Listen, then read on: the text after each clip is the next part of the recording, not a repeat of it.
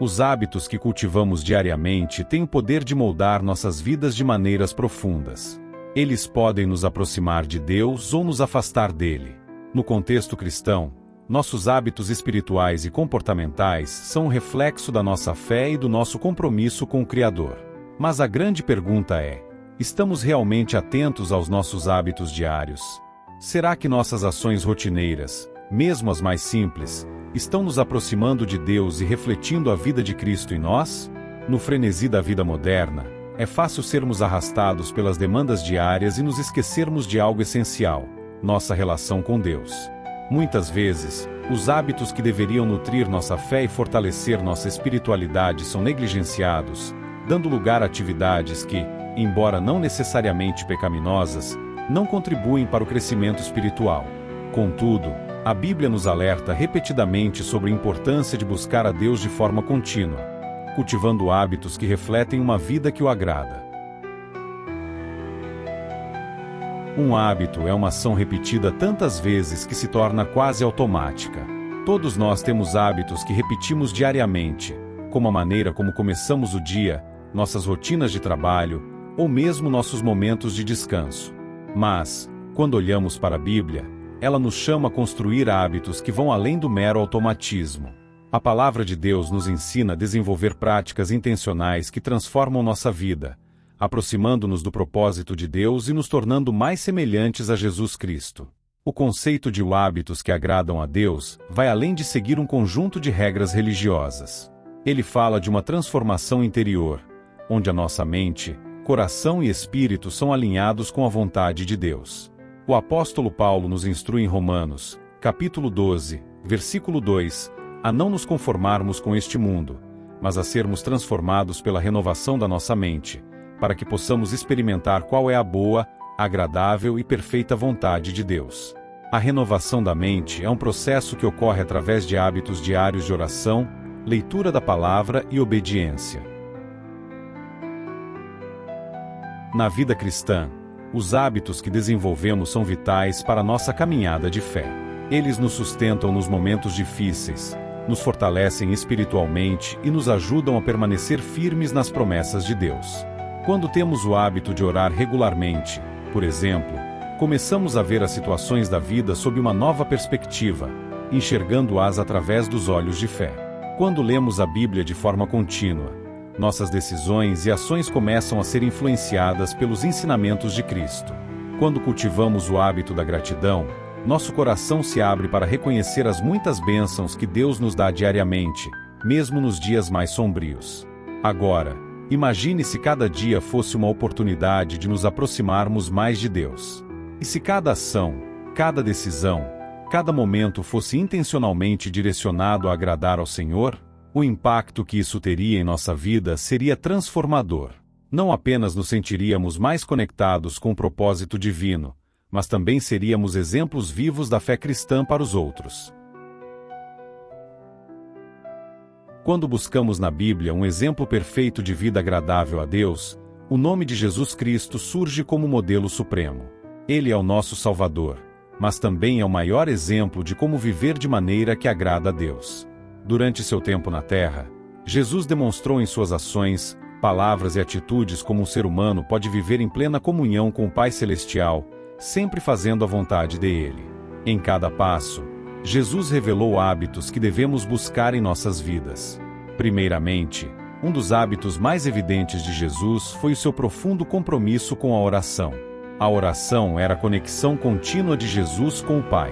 Em diversos momentos dos evangelhos, vemos Jesus se afastando das multidões, dos discípulos e de todas as distrações para ter momentos a sós com Deus. Ele sabia que a oração não era apenas um momento para pedir bênçãos, mas, acima de tudo, uma oportunidade de estar em plena comunhão com o Pai, de ouvir a sua voz e receber orientação para cumprir sua missão. Jesus nos mostra que a oração é um hábito que deve ser cultivado em todas as circunstâncias da vida. Em Lucas, capítulo 5, versículo 16, lemos: Mas Jesus retirava-se para lugares solitários e orava. Apesar de estar constantemente cercado por pessoas que buscavam cura e ensino, ele fazia questão de separar tempo para estar a sós com Deus. Esse é um exemplo claro de que, mesmo em meio à correria da vida, precisamos priorizar nosso relacionamento com o Senhor. Sem oração, nossa vida espiritual se enfraquece, e não conseguimos discernir a vontade de Deus para nós. Além da oração, Jesus também cultivava o hábito de demonstrar amor ao próximo. A compaixão de Jesus era visível em todas as suas ações. Ele curava os doentes, alimentava os famintos e acolhia os marginalizados da sociedade. O amor de Jesus não era apenas uma emoção, mas uma prática constante que se manifestava em atos concretos de bondade e misericórdia. Em Mateus, capítulo 14, versículo 14, vemos que Jesus, ao desembarcar, viu uma grande multidão, compadeceu-se dela e curou seus enfermos. Essa compaixão constante é um hábito que todos nós somos chamados a cultivar. Seguindo o exemplo de Jesus, devemos perguntar a nós mesmos: como podemos amar mais os outros em nossas vidas diárias? Será que estamos atentos às necessidades daqueles ao nosso redor? Amar ao próximo é um mandamento central na vida cristã. Quando transformamos isso em hábito, começamos a viver uma vida que agrada a Deus. Esse amor não se limita a gestos grandiosos, mas é visto nas pequenas ações. Um sorriso para alguém que está triste, um ato de serviço, ou mesmo uma oração por alguém que está passando por um momento difícil. Outro hábito de Jesus que devemos imitar é a obediência plena à vontade de Deus. Desde o início de seu ministério, Jesus deixou claro que sua missão era fazer a vontade do Pai, não a sua própria. Ele disse em João, capítulo 6, versículo 38, pois eu desci do céu, não para fazer a minha vontade, mas para fazer a vontade daquele que me enviou. Essa atitude de submissão total à vontade de Deus é um hábito que todos nós devemos buscar. A vontade de Deus, muitas vezes, pode nos levar por caminhos difíceis ou nos pedir renúncias. Mas, assim como Jesus, precisamos confiar que o plano de Deus é sempre o melhor. O ápice da obediência de Jesus foi visto na cruz. Ele sabia o que enfrentaria, mas, ainda assim, orou no jardim do Getsêmani: Pai, se queres, passa de mim este cálice. Contudo, não se faça minha vontade, mas a tua. Lucas, capítulo 22, versículo 42. Esse ato de rendição final é o maior exemplo de como viver para agradar a Deus, colocando a sua vontade acima de nossos desejos pessoais. Quando cultivamos o hábito de nos render à vontade de Deus em todas as áreas de nossas vidas, começamos a viver como Cristo viveu. Por fim, a vida de Jesus também nos ensina sobre o hábito de viver em santidade. Ele foi tentado em todos os pontos, como nós, mas sem pecado. Hebreus, capítulo 4, versículo 15. Jesus nos mostrou que, mesmo neste mundo corrompido, é possível viver uma vida que reflete a pureza e a santidade de Deus. Quando buscamos viver uma vida santa, evitando o pecado e nos afastando das influências malignas, também agradamos ao Senhor. Jesus Cristo nos deixou um legado de hábitos que devemos seguir. Ao imitarmos suas práticas de oração, amor ao próximo, obediência e santidade, estamos caminhando rumo a uma vida que agrada ao Pai Celestial. Que possamos olhar para o exemplo de Jesus como nosso guia supremo e permitir que o Espírito Santo nos transforme à imagem de Cristo, moldando nossos hábitos diários para que sejamos cada vez mais parecidos com Ele. A oração é um dos hábitos mais fundamentais para o cristão, uma prática que, ao longo de toda a Bíblia, é apresentada como essencial para a comunhão com Deus. Através da oração, não apenas falamos com o Senhor, mas também ouvimos sua voz, recebemos suas instruções e experimentamos a sua presença. Sem a oração, nossa vida espiritual se enfraquece, tornando-se vulnerável às distrações e desafios deste mundo. Portanto, a oração é muito mais do que um pedido de socorro nos momentos de necessidade. É uma prática diária e intencional que deve ser cultivada em cada aspecto da nossa vida. Jesus, o Filho de Deus, nos ensinou a importância da oração com seu próprio exemplo. Como vimos, ele se retirava para lugares solitários para orar, muitas vezes em momentos cruciais de seu ministério. Mesmo sendo Deus encarnado, Jesus sentia a necessidade de estar em constante comunhão com o Pai. Se o próprio Jesus dependia da oração para manter-se conectado com o Pai, quanto mais nós, seres humanos imperfeitos, precisamos dessa prática em nossas vidas.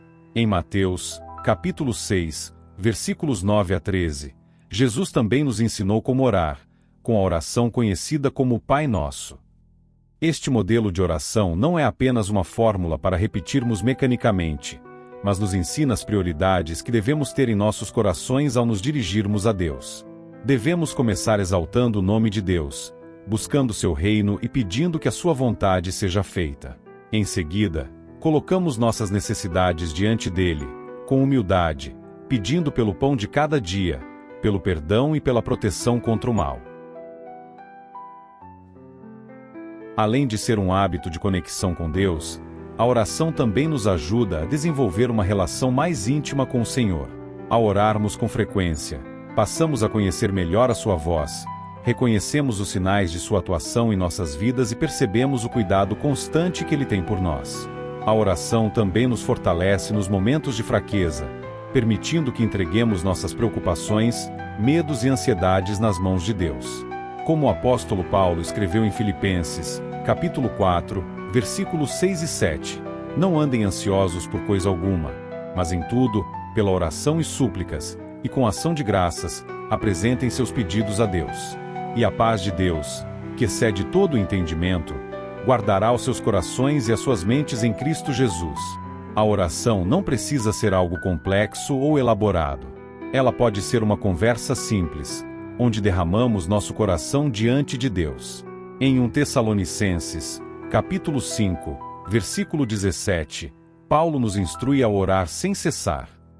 Isso não significa que devemos estar ajoelhados o tempo todo, mas sim que devemos ter uma atitude de oração constante, onde, em cada situação da vida, nos voltamos para Deus em busca de sua orientação e presença. Podemos orar em qualquer lugar e em qualquer momento, no trabalho, em casa, no trânsito, sabendo que Deus sempre nos ouve. Outra característica importante da oração é que ela não é apenas sobre pedir. A oração também inclui louvor, gratidão e intercessão. Quando oramos, não devemos nos concentrar apenas em nossas próprias necessidades, mas também devemos interceder pelos outros, como nos é ensinado em 1 Timóteo, capítulo 2, versículo 1. Antes de tudo, recomendo que se façam súplicas, orações, intercessões e ações de graças por todos os homens. Ao orarmos pelos outros, demonstramos amor e compaixão, alinhando nosso coração com o coração de Deus. Os grandes personagens bíblicos são exemplos de pessoas que mantinham o hábito constante de oração. Daniel, por exemplo, orava 3 vezes ao dia, mesmo sob o risco de ser jogado na cova dos leões. Daniel, capítulo 6, versículo 10.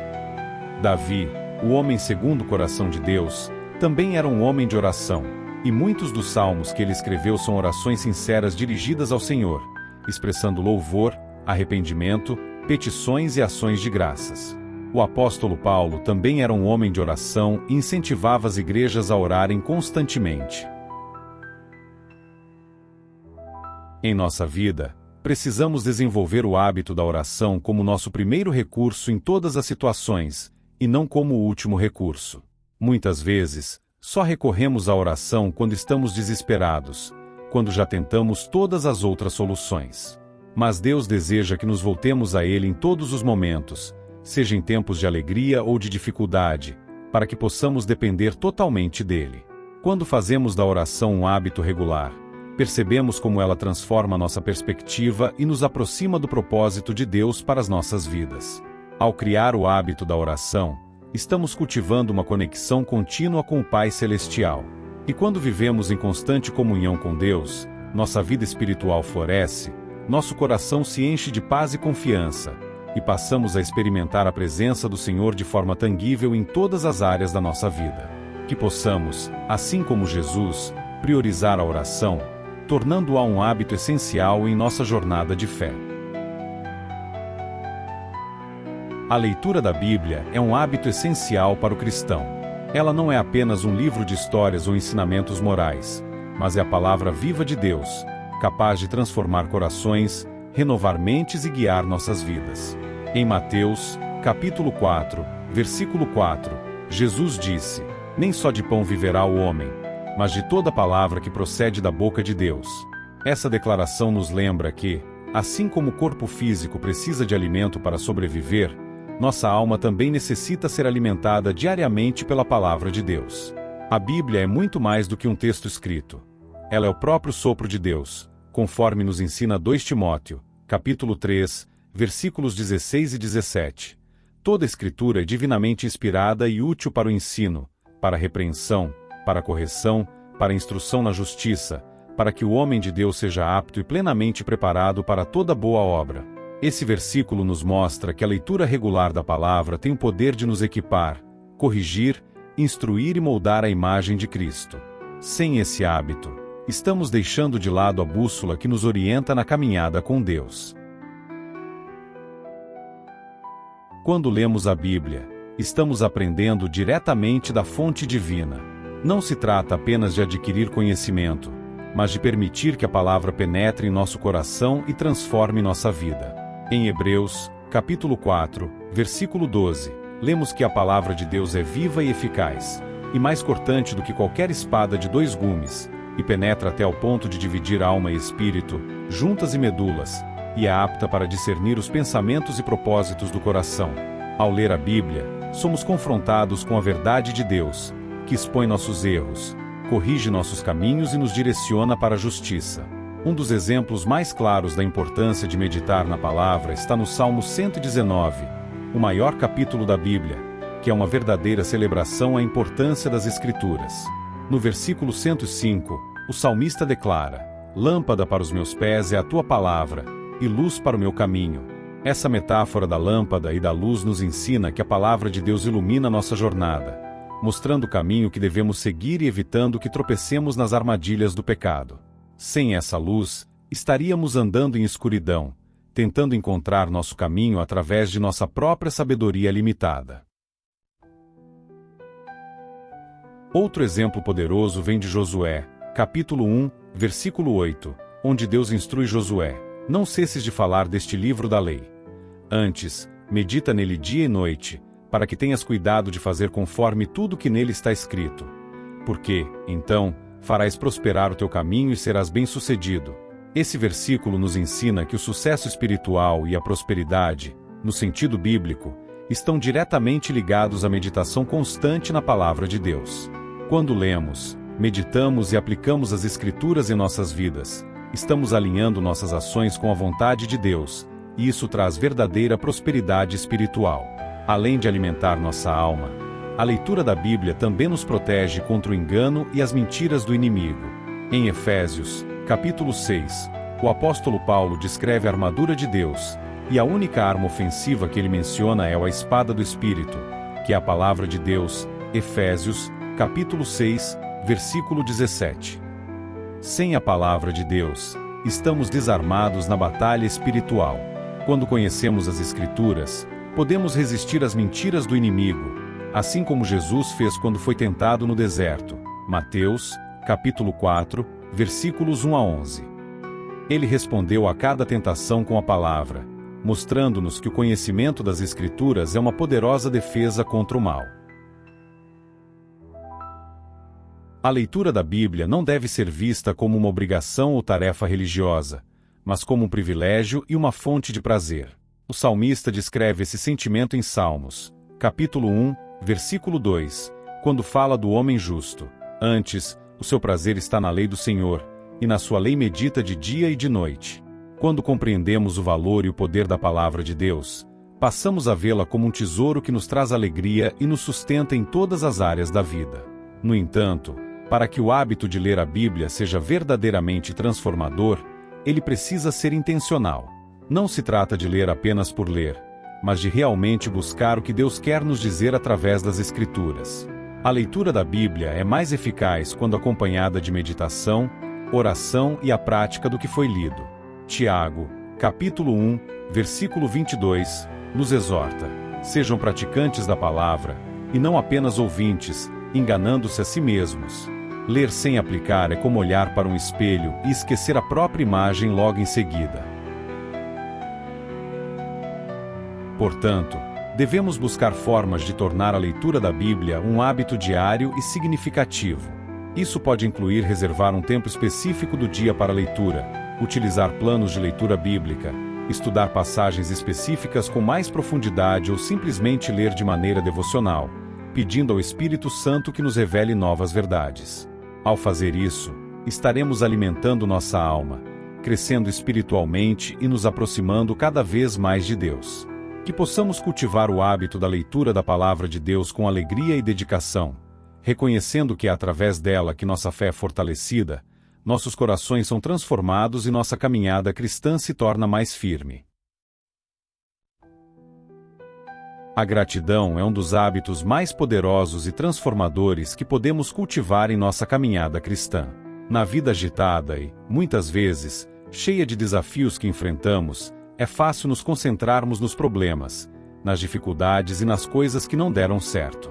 Contudo, a Bíblia nos ensina a olhar além dessas circunstâncias e a desenvolver um coração cheio de gratidão, reconhecendo as bênçãos que Deus nos concede diariamente, sejam elas grandes ou pequenas. O apóstolo Paulo, em 1 Tessalonicenses, capítulo 5, versículo 18, nos exorta: deem graças em todas as circunstâncias, pois está à vontade de Deus para vocês em Cristo Jesus. Este versículo nos mostra que a gratidão não deve depender das nossas circunstâncias ou emoções momentâneas, mas deve ser uma resposta constante ao cuidado e à bondade de Deus. Mesmo nos momentos difíceis, somos chamados a reconhecer que Deus está no controle e que Ele nos sustenta. Os hábitos que cultivamos diariamente têm o poder de moldar nossas vidas de maneiras profundas. Eles podem nos aproximar de Deus ou nos afastar dele. No contexto cristão, nossos hábitos espirituais e comportamentais são um reflexo da nossa fé e do nosso compromisso com o Criador. Mas a grande pergunta é: estamos realmente atentos aos nossos hábitos diários? Será que nossas ações rotineiras, mesmo as mais simples, estão nos aproximando de Deus e refletindo a vida de Cristo em nós? No frenesi da vida moderna, é fácil sermos arrastados pelas demandas diárias e nos esquecermos de algo essencial: nossa relação com Deus. Muitas vezes, os hábitos que deveriam nutrir nossa fé e fortalecer nossa espiritualidade são negligenciados, dando lugar a atividades que, embora não necessariamente pecaminosas, não contribuem para o crescimento espiritual. Contudo, a Bíblia nos alerta repetidamente sobre a importância de buscar a Deus de forma contínua, cultivando hábitos que refletem uma vida que o agrada. A prática da gratidão tem o poder de mudar completamente a nossa perspectiva. Quando escolhemos agradecer a Deus por suas bênçãos, em vez de nos concentrarmos nas dificuldades, nossos corações são preenchidos com paz e alegria. A gratidão nos ajuda a tirar os olhos das circunstâncias temporais e a colocá-los nas promessas eternas de Deus. Em Filipenses, capítulo 4, versículos 6 e 7, Paulo nos ensina que, ao levarmos nossos pedidos a Deus com ações de graças, a paz de Deus, que excede todo entendimento, guardará nossos corações e mentes em Cristo Jesus. Mas como podemos cultivar um coração grato no meio de uma sociedade que frequentemente se foca no que falta ou no que não está dando certo? A resposta está em desenvolver o hábito de olhar para as bênçãos de Deus em nossas vidas, mesmo nas coisas mais simples. Cada novo dia é uma oportunidade de agradecer a Deus pela vida, pela saúde, pelo alimento, pela provisão, acima de tudo, pelo seu amor e graça que nos cercam continuamente. Um exemplo poderoso de gratidão nas Escrituras é encontrado na vida de Davi, o salmista. Nos Salmos, vemos repetidas vezes Davi louvando a Deus por suas obras maravilhosas, mesmo quando enfrentava perseguições e grandes desafios. No Salmo 103, Davi escreve: bendize, ó minha alma, ao Senhor, e tudo o que há em mim bendiga o seu santo nome. Bendize, ó minha alma, ao Senhor, e não te esqueças de nenhum de seus benefícios. Aqui, Davi nos lembra da importância de não esquecermos os benefícios de Deus e de constantemente trazê-los à memória. Outro exemplo vem de Jesus, que nos mostrou a importância da gratidão em todas as situações.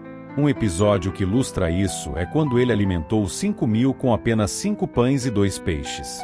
Antes de realizar o milagre, Jesus tomou os pães, deu graças e os repartiu. João, capítulo 6, versículo 11. Jesus nos ensina que, mesmo com recursos limitados, devemos ser gratos, confiando que Deus proverá tudo o que precisamos. A gratidão também está ligada à humildade. Quando somos gratos, reconhecemos que tudo o que temos vem de Deus e que dependemos totalmente dele. Em Deuteronômio, capítulo 8, versículos 17 e 18, há uma advertência contra o orgulho, que pode nos fazer esquecer de dar graças a Deus pelas bênçãos que recebemos. Não digas, pois, no teu coração, a minha força e o poder do meu braço me adquiriram estas riquezas. Antes, te lembrarás do Senhor, teu Deus, porque é Ele o que te dá força para adquirires riquezas. Este versículo nos lembra que devemos sempre reconhecer a mão de Deus em tudo o que temos e conquistamos. A prática da gratidão, no entanto, vai além das palavras. Não se trata apenas de dizer obrigado, mas de viver uma vida que reflete essa atitude de gratidão em todas as áreas. Quando somos gratos, isso se reflete em como tratamos as pessoas, em como cuidamos do que temos e em como enfrentamos os desafios da vida. A gratidão nos transforma de dentro para fora, fazendo com que nossa fé cresça e nossa confiança em Deus se fortaleça. A ciência moderna também tem reconhecido os benefícios da gratidão. Estudos mostram que pessoas que cultivam o hábito de agradecer regularmente experimentam maior bem-estar emocional, níveis reduzidos de estresse e uma visão mais positiva da vida.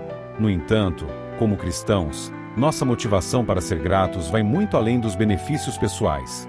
Somos gratos porque reconhecemos a bondade e fidelidade de Deus em nossas vidas. Para cultivar o hábito da gratidão, podemos começar adotando práticas simples, como escrever diariamente 3 coisas pelas quais somos gratos, orar agradecendo a Deus por suas bênçãos antes de pedir qualquer coisa, ou até mesmo compartilhar com outras pessoas o que Deus tem feito em nossas vidas. Essas pequenas atitudes podem nos ajudar a desenvolver um coração grato, que reconhece e valoriza o cuidado de Deus em todas as circunstâncias. A prática da gratidão não só agrada a Deus, mas também transforma a nossa perspectiva e nos ajuda a viver uma vida de alegria e contentamento. Que possamos, a cada dia, reconhecer as muitas bênçãos que recebemos do nosso Pai Celestial, com corações cheios de gratidão, louvá-lo por sua bondade e amor infalível. Entre os ensinamentos de Jesus, o amor ao próximo é um dos pilares centrais da fé cristã. Não é apenas um mandamento, mas a essência da vida que Jesus espera de seus seguidores. Quando questionado sobre qual era o maior mandamento, Jesus respondeu em Mateus, capítulo 22, versículos 37 a 39, ame o Senhor, o seu Deus de todo o seu coração, de toda a sua alma e de todo o seu entendimento. Este é o primeiro e maior mandamento. E o segundo é semelhante a ele, ame o seu próximo como a si mesmo. Aqui, ele deixa claro que o amor ao próximo está diretamente ligado ao amor a Deus, e não pode ser separado dessa verdade fundamental. Amar ao próximo significa agir em favor do bem dos outros, independentemente de quem eles sejam ou do que tenham feito. Esse amor, segundo a perspectiva cristã, vai além das emoções e se traduz em ações concretas. O amor que Jesus nos ensinou não é limitado por fronteiras, preconceitos ou preferências pessoais. Ele é um amor que transcende as barreiras humanas e que nos desafia a amar como Deus ama. Um exemplo claro desse amor ao próximo é encontrado na parábola do bom samaritano, Lucas, capítulo 10, versículos 25 a 37. Nesta história, Jesus nos apresenta um homem que, ao ver outro ser humano em necessidade, age com compaixão e cuidado, mesmo que esse necessitado fosse de uma cultura e religião diferente da sua.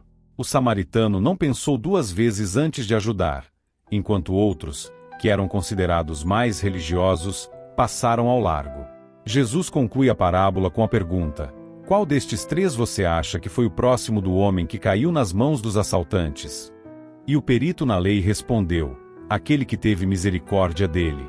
Jesus disse: vai e faça o mesmo. Aqui, o ensino de Jesus é claro. Amar ao próximo não é uma questão de conveniência, mas de obediência. O amor ao próximo deve ser prático e não seletivo. Ele se manifesta em atos de bondade, generosidade, perdão e compaixão. Isso significa que não podemos escolher a quem amar ou a quem ajudar. Devemos amar a todos, independentemente de quem sejam ou de como nos tratam. Na prática, amar ao próximo envolve mais do que palavras. Muitas vezes, pode ser um desafio amar aqueles que nos magoaram, que são diferentes de nós ou que, por qualquer motivo, consideramos difíceis de conviver. No entanto, Jesus nos chama a amar até mesmo os nossos inimigos. Em Mateus, capítulo 5, versículo 44, ele nos instrui: "Mas eu lhes digo, amem os seus inimigos e orem por aqueles que os perseguem." Esse tipo de amor é radical e só pode ser vivido através da graça de Deus em nós. Além disso, o apóstolo João nos lembra em 1 João, capítulo 4, versículos 20 e 21, que não podemos dizer que amamos a Deus se não amarmos o nosso próximo. Se alguém afirmar, "Eu amo a Deus", mas odiar seu irmão, é mentiroso, pois quem não ama seu irmão, a quem vê, não pode amar a Deus, a quem não vê. Isso significa que o amor ao próximo é uma expressão visível do nosso amor por Deus. Ao cuidar e se preocupar com os outros, estamos demonstrando o quanto valorizamos e honramos nosso Criador. Na igreja primitiva, o amor ao próximo era um dos maiores testemunhos da fé cristã. Em Atos, capítulo 2, versículos 44 e 45, vemos que os primeiros cristãos mantinham-se unidos e tinham tudo em comum. Vendiam suas propriedades e bens, e os repartiam por todos, conforme a necessidade de cada um. Eles se preocupavam genuinamente uns com os outros e colocavam o bem-estar da comunidade acima de seus próprios interesses pessoais. Este é o tipo de amor que agrada a Deus, um amor que é generoso, sacrificial e voltado para o outro. No entanto, amar ao próximo não se resume a grandes atos de caridade ou gestos heróicos. Às vezes, o amor ao próximo é demonstrado em pequenas ações do dia a dia. Ouvir alguém que precisa de um ombro amigo, perdoar um erro, oferecer ajuda a quem está passando por dificuldades, ou simplesmente tratar os outros com respeito e dignidade. Como Jesus disse em Mateus, capítulo 25, versículo 40, "O que vocês fizeram a algum dos meus menores irmãos, a mim o fizeram." Cada ato de amor que fazemos ao próximo é como se estivéssemos fazendo ao próprio Jesus. Outro aspecto importante do amor ao próximo é o perdão. Jesus nos ensina, através da oração do Pai Nosso, que devemos perdoar aqueles que nos ofendem, assim como Deus nos perdoa. Mateus, capítulo 6, versículo 12. Perdoar não é fácil, mas é essencial para viver uma vida que agrada a Deus. Quando perdoamos, liberamos o nosso coração do rancor e da amargura, permitindo que o amor de Deus flua através de nós. Portanto, amar ao próximo é mais do que um mandamento, é o reflexo da vida de Cristo em nós. Quando cultivamos o hábito de amar como Jesus nos amou, estamos vivendo de acordo com a vontade de Deus e refletindo a sua glória no mundo. Que possamos pedir a Deus para nos ajudar a desenvolver esse amor em nossos corações, para que, em tudo o que fizermos, possamos demonstrar o amor de Cristo ao nosso próximo. A caridade e o serviço ao próximo são expressões práticas do amor cristão. Quando falamos de caridade, não estamos nos referindo apenas a doações ou ajuda material, mas a uma postura de vida que reflete o coração de Deus, um coração generoso, compassivo e disposto a servir. O hábito da caridade nos aproxima do caráter de Cristo, que viveu uma vida dedicada ao serviço e à doação pelos outros. Na Bíblia, somos repetidamente chamados a ajudar os necessitados, a cuidar dos mais fracos e a servir ao nosso próximo com espírito de humildade e generosidade. Jesus foi o maior exemplo de serviço e caridade. Em Mateus, capítulo 20, versículo 28, ele declara: "O Filho do Homem não veio para ser servido, mas para servir e dar a sua vida em resgate por muitos." A vida de Jesus foi marcada por atos de serviço. Ele lavou os pés de seus discípulos, curou os doentes, alimentou os famintos e, finalmente, entregou sua vida na cruz por toda a humanidade. O maior ato de caridade foi o sacrifício de Cristo, que nos deu a maior dádiva de todas, a salvação. Seguir o exemplo de Jesus significa adotar uma atitude de serviço em nossas vidas diárias, procurando maneiras de ajudar e abençoar aqueles ao nosso redor. Em Mateus, capítulo 25, versículos 35 a 40, Jesus ensina sobre a importância de servir ao próximo e nos lembra que, ao fazermos isso, estamos servindo ao próprio Deus. Ele diz: porque tive fome, e me deste de comer. Tive sede, e me deste de beber. Era estrangeiro, e me acolheste. Estava nu, e me vestiste. Estive enfermo, e me visitaste. Estive na prisão, e foste me ver. Quando perguntaram a Jesus quando eles haviam feito essas coisas para ele, ele respondeu: em verdade vos digo que, sempre que o fizestes a um destes meus pequeninos irmãos, a mim o fizestes. Esse texto nos ensina que o serviço aos outros é uma forma direta de demonstrar nosso amor por Deus. O apóstolo Tiago também fala da importância da caridade ao afirmar que a fé sem obras é morta. Tiago, capítulo 2, versículos 14 a 17. Ele nos desafia a não sermos apenas ouvintes da palavra, mas praticantes. Tiago nos dá um exemplo prático. Se um irmão ou uma irmã estiverem necessitados de roupas e do alimento de cada dia e um de vocês lhe disser: vá em paz, aqueça-se e alimente-se até satisfazer-se, sem, porém, lhe dar nada, de que adianta isso? O verdadeiro amor cristão não se limita a palavras, mas se manifesta em ações concretas que supram as necessidades do próximo.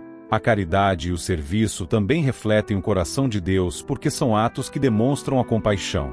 Em Marcos, capítulo 6, versículo 34, vemos um exemplo disso quando Jesus, ao ver uma grande multidão, teve compaixão deles, porque eram como ovelhas sem pastor. Essa compaixão moveu Jesus a cuidar das pessoas, a alimentá-las e a ensiná-las. Da mesma forma, quando nos permitimos ser movidos pela compaixão, somos levados a agir em prol dos outros. A compaixão verdadeira não é passiva. Ela nos leva a ajudar, a consolar, a curar e a servir. Antes de começarmos, quero convidar você a se unir à nossa missão, nos ajudando a espalhar a mensagem do nosso Senhor para cada vez mais pessoas. Inscreva-se no canal, curta e comente no vídeo, e, juntos, alcançaremos mais corações e fortaleceremos nossa comunidade na fé. Outro aspecto importante do serviço cristão é a humildade. Jesus nos ensina que, para servir verdadeiramente, devemos colocar o outro em primeiro lugar. Em Filipenses, capítulo 2, versículos 13 e 4, Paulo nos encoraja a nada façais por contenda ou por vanglória, mas por humildade. Cada um considere os outros superiores a si mesmo. Não olhe cada um somente para o que é seu, mas cada qual também para o que é dos outros. Esse tipo de atitude vai contra a cultura egoísta do mundo, que nos incentiva a buscar nossos próprios interesses acima de tudo. No entanto, o chamado de Cristo é para que vivamos de maneira contrária a isso, colocando as necessidades dos outros acima das nossas. A prática da caridade e do serviço não apenas beneficia aqueles que recebem ajuda, mas também transforma o coração de quem serve. Ao nos envolvermos em atos de generosidade e serviço, experimentamos a alegria de dar e de ver o impacto positivo que isso tem na vida dos outros. Como Jesus disse, há maior felicidade em dar do que em receber. Atos, capítulo 20, versículo 35. Quando servimos aos outros, nos conectamos com o coração de Deus de uma maneira única, experimentando a satisfação de sermos instrumentos de suas bênçãos. Além disso, a caridade e o serviço fortalecem a comunidade cristã. Quando cuidamos uns dos outros, criamos uma cultura de amor, apoio e unidade. Em Atos, capítulo 4, versículos 32 a 35, vemos um exemplo dessa prática na igreja primitiva, onde todos os crentes eram um só em coração e mente. Ninguém considerava unicamente sua coisa alguma que possuía, mas compartilhavam tudo o que tinham. Essa atitude de generosidade e serviço fez com que não houvesse pessoas necessitadas entre eles. Esse é o modelo de comunidade que Deus deseja que construamos, um lugar onde as pessoas se cuidam mutuamente e onde o amor de Cristo é refletido através do serviço. Portanto, o hábito da caridade e do serviço é fundamental para uma vida cristã autêntica. Não somos chamados apenas a crer, mas a agir, refletindo o coração generoso de Deus em tudo o que fazemos. Ao cultivar esses hábitos, nos tornamos mais parecidos com Cristo e vivemos de forma que agrada a Deus, ajudando a transformar o mundo ao nosso redor através do amor em ação. A vida cristã exige disciplina e renúncia pessoal. Jesus nos chama a segui-lo em uma jornada que envolve deixar de lado nossos próprios desejos, aspirações egoístas e o caminho fácil que o mundo oferece.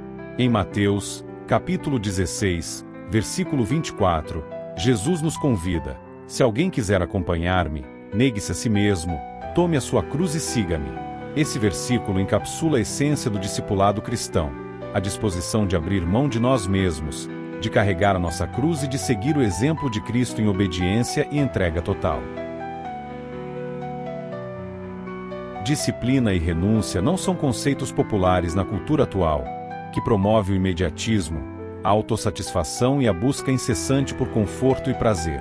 No entanto, a Bíblia nos ensina que viver uma vida que agrada a Deus exige disciplina espiritual e a capacidade de renunciar ao que nos afasta do propósito divino. A verdadeira liberdade, segundo as Escrituras, não é fazer tudo o que queremos, mas viver de acordo com a vontade de Deus, o que, muitas vezes, significa dizer não ao pecado e sim à santidade. O apóstolo Paulo é um exemplo notável de disciplina e renúncia. Em 1 Coríntios, capítulo 9, versículos 25 a 27, ele escreve: todos os que competem nos jogos se submetem a um treinamento rigoroso. Eles o fazem para obter uma coroa que logo perece, mas nós o fazemos para ganhar uma coroa que dura para sempre. Sendo assim, não corro como quem corre sem alvo, e não luto como quem esmurra o ar. Mas esmurro meu corpo e faço dele meu escravo, para que, depois de ter pregado aos outros, eu mesmo não venha a ser reprovado. Paulo compara a vida cristã a uma corrida ou uma competição atlética, onde é necessário autocontrole e disciplina para alcançar a vitória.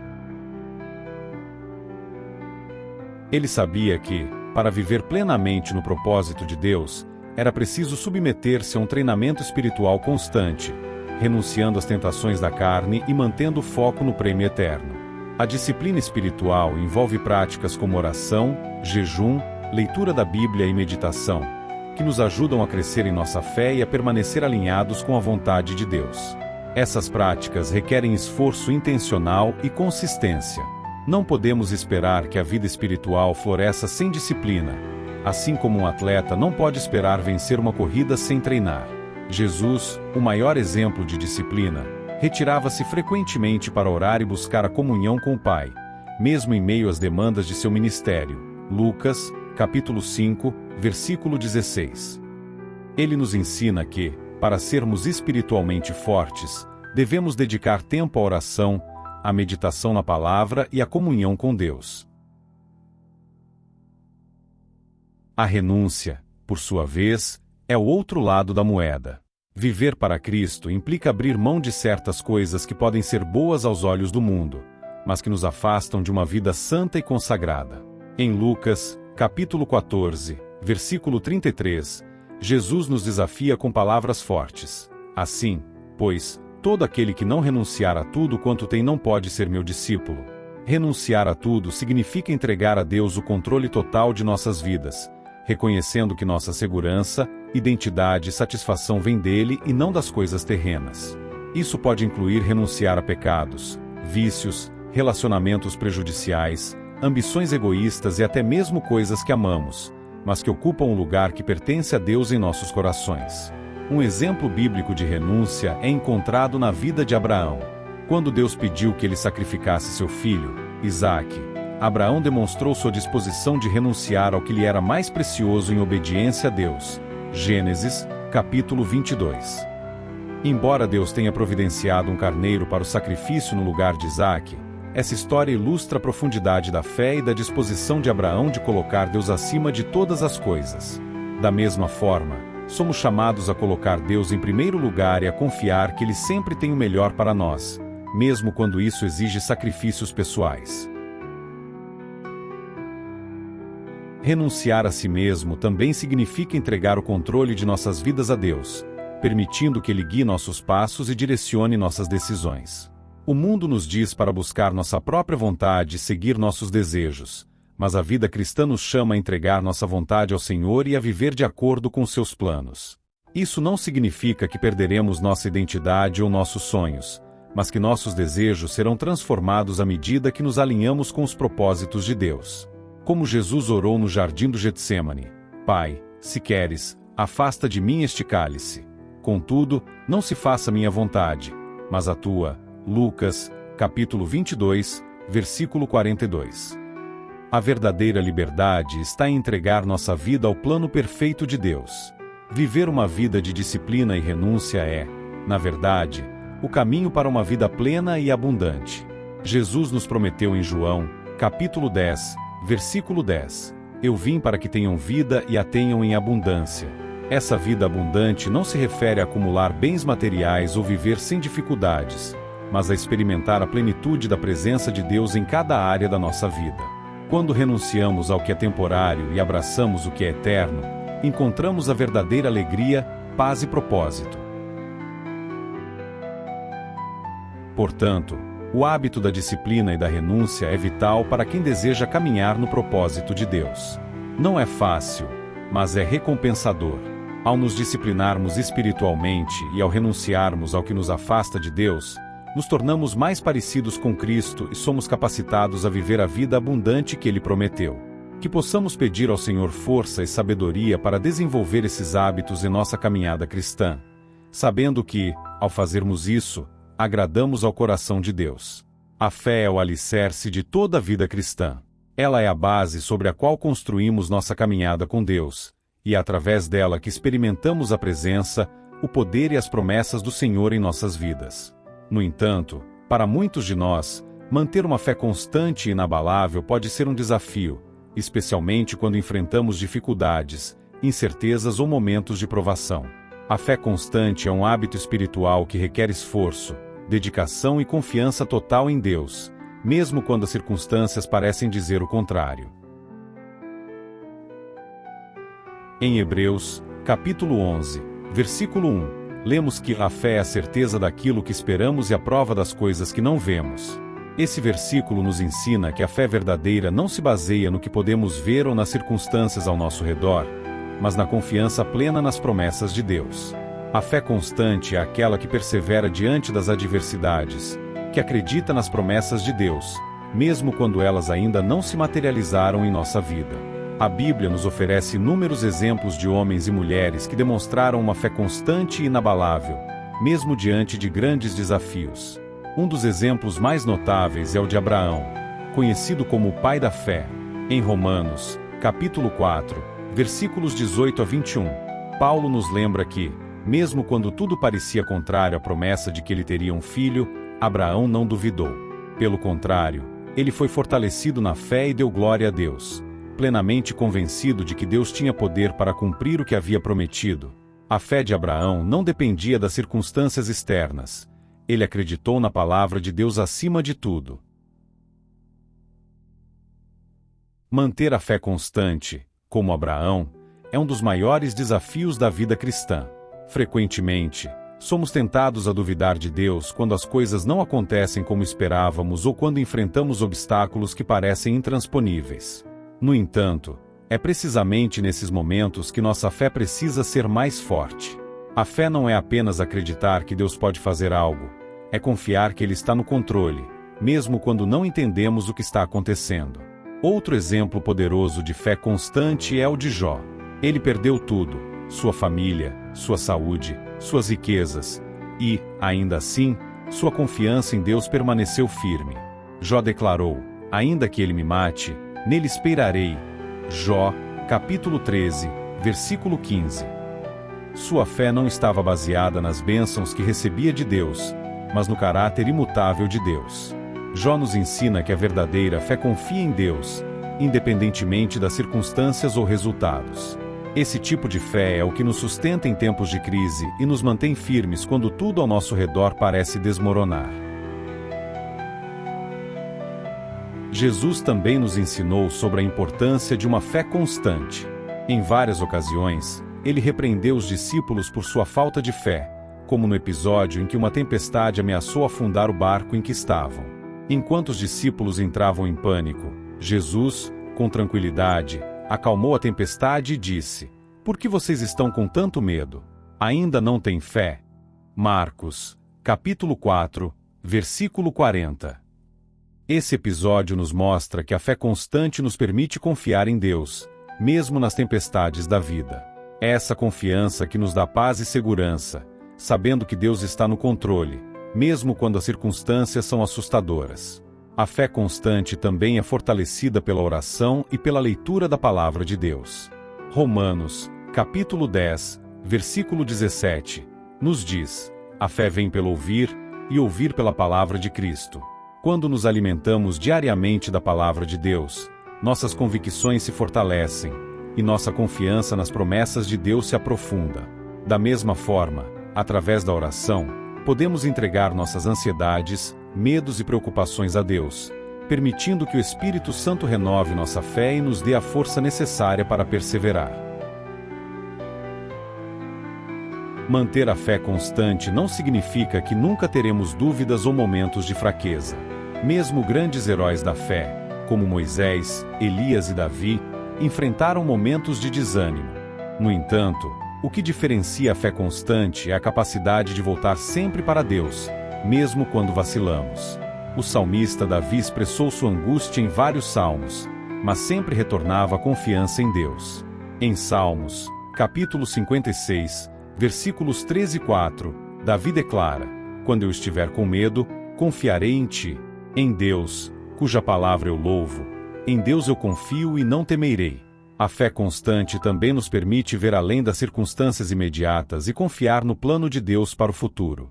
Em Jeremias, capítulo 29, versículo 11, Deus nos diz: eu é que sei os pensamentos que tenho a vosso respeito, diz o Senhor. Pensamentos de paz e não de mal, para vos dar um futuro e uma esperança. Às vezes, o que estamos enfrentando no presente pode parecer sem sentido ou injusto, mas a fé constante nos lembra que Deus está trabalhando em algo maior e mais profundo, que só será revelado no tempo certo. A fé constante é um hábito que precisa ser cultivado diariamente. Ela se fortalece em momentos de oração, meditação na palavra de Deus e através da comunhão com outros cristãos que nos encorajam a perseverar. Como o apóstolo Paulo escreveu em 2 Coríntios, capítulo 5, versículo 7, vivemos por fé, e não pelo que vemos. Quando fazemos da fé um hábito constante, nos tornamos capazes de enfrentar as dificuldades da vida com coragem, confiança e esperança. Que possamos cultivar uma fé constante, inabalável, que confia plenamente em Deus, sabendo que Ele é fiel para cumprir todas as suas promessas e que, mesmo nos momentos de incerteza, Ele está no controle de todas as coisas. Ao longo desta pregação, exploramos como a Bíblia nos ensina a cultivar hábitos que não apenas nos aproximam de Deus, mas também refletem o seu caráter e a sua vontade para nossas vidas. Cada hábito discutido, oração, leitura da palavra, gratidão, amor ao próximo, caridade, disciplina, renúncia, fé constante, é um componente fundamental de uma vida cristã autêntica. Juntos, esses hábitos formam a base de uma vida que agrada a Deus e que caminha em seus propósitos. Mas como podemos, de fato, integrar esses ensinamentos em nosso cotidiano e viver de maneira que reflete a vontade de Deus de forma prática e consistente? Em primeiro lugar, é importante entender que a transformação espiritual não acontece da noite para o dia. Assim como qualquer hábito, os hábitos espirituais que nos aproximam de Deus precisam ser desenvolvidos com paciência, dedicação e perseverança. Paulo nos exorta em Filipenses, capítulo 2, versículo 12, a desenvolver a nossa salvação com temor e tremor. Esse desenvolvimento implica crescimento contínuo e um esforço constante para nos alinhar com a vontade de Deus. Precisamos ser intencionais ao reservar tempo para praticar esses hábitos e buscar o Senhor diariamente, mesmo quando as circunstâncias da vida tentam nos distrair ou desencorajar. A vida cristã não é um conjunto de regras que seguimos para tentar conquistar o favor de Deus. Ao contrário, nossos hábitos espirituais são expressões de nosso relacionamento com Ele. Deus deseja que o conheçamos de forma íntima, que tenhamos comunhão constante com Ele e que vivamos vidas que reflitam sua bondade e amor ao mundo. Quando nos comprometemos a cultivar hábitos que refletem a vontade de Deus, estamos permitindo que o Espírito Santo transforme nossos corações, moldando-nos à imagem de Cristo. Como vimos, A oração é uma linha direta de comunicação com Deus e deve ser cultivada com zelo. A leitura e meditação na Palavra de Deus nos fornecem a orientação necessária para nossas vidas, sendo uma lâmpada para os nossos pés e uma luz para o nosso caminho. Salmos, capítulo 119, versículo 105. A gratidão nos ajuda a reconhecer as bênçãos de Deus, mesmo nas circunstâncias mais difíceis, e a viver uma vida de contentamento em sua presença. O amor ao próximo, demonstrado através de atos de caridade e serviço, reflete o coração de Deus para com o mundo, e a disciplina espiritual nos ajuda a permanecer firmes no propósito divino, renunciando ao que nos afasta de sua vontade. A renúncia pessoal é talvez um dos maiores desafios para o cristão. Viver para Cristo implica abrir mão de muitas coisas que, aos olhos do mundo, parecem essenciais ou desejáveis. No entanto, como Jesus nos ensinou, aqueles que perdem a sua vida por sua causa encontrarão a verdadeira vida. Mateus, capítulo 16, versículo 25. Essa vida abundante que ele promete não está nas coisas temporais, mas na plenitude de viver de acordo com o propósito de Deus. A renúncia, embora difícil, nos conduz a uma liberdade espiritual que só é possível quando entregamos tudo ao Senhor. Outro aspecto vital é a fé constante. Viver por fé significa confiar em Deus, mesmo quando não podemos ver o que está à frente. Como vimos nos exemplos de Abraão, Jó e outros heróis da fé, a confiança em Deus nos mantém firmes diante das provações, nos capacita a esperar pelas promessas e nos dá a certeza de que Deus está no controle de todas as coisas, mesmo nos momentos mais incertos. A fé constante é um hábito que se fortalece quando dependemos de Deus em todas as áreas da nossa vida. No entanto, a vida de fé não deve ser vivida isoladamente. Deus nos criou para viver em comunidade, e é na comunhão com outros irmãos e irmãs em Cristo que podemos crescer juntos na prática desses hábitos espirituais. Em Hebreus, capítulo 10, versículos 24 e 25, somos incentivados a considerar-nos uns aos outros, para nos incentivarmos ao amor e às boas obras. Não deixemos de reunir-nos, como é costume de alguns, mas encorajemo-nos uns aos outros. O apoio e encorajamento mútuo dentro da comunidade cristã nos ajudam a permanecer firmes na fé e a perseverar na caminhada com Deus. Concluímos que viver uma vida que reflete a vontade de Deus exige mais do que boas intenções. É preciso disciplina, dedicação e uma constante busca por sua presença. O apóstolo Paulo resume isso bem em Romanos, capítulo 12, versículos 1 e 2. Portanto, irmãos, rogo-lhes pelas misericórdias de Deus que se ofereçam em sacrifício vivo, santo e agradável a Deus. Este é o culto racional de vocês. Não se amoldem ao padrão deste mundo, mas transformem-se pela renovação da sua mente, para que sejam capazes de experimentar e comprovar a boa, agradável e perfeita vontade de Deus. A transformação que Deus deseja realizar em nossas vidas só é possível quando nos submetemos à sua vontade e nos dispomos a viver de acordo com seus princípios. Portanto, que possamos buscar, a cada dia, desenvolver esses hábitos espirituais que nos aproximam de Deus. Que a oração, a meditação na palavra, a gratidão, o amor ao próximo, a caridade, a disciplina, a renúncia e a fé constante sejam práticas diárias em nossas vidas, moldando-nos à semelhança de Cristo. Ao fazermos isso, não apenas agradaremos a Deus, mas também seremos testemunhas vivas de sua graça, amor e poder, impactando aqueles ao nosso redor. Por fim, que possamos orar pedindo a Deus que nos ajude a permanecer firmes nesse propósito. Que Ele nos capacite a viver de maneira que o glorifique e a transformar nossos corações, para que possamos, com alegria, seguir os caminhos que Ele preparou para nós. Que nossas vidas sejam uma oferta agradável a Ele, e que, através de nossos hábitos, possamos experimentar e comprovar a boa, agradável e perfeita vontade de Deus.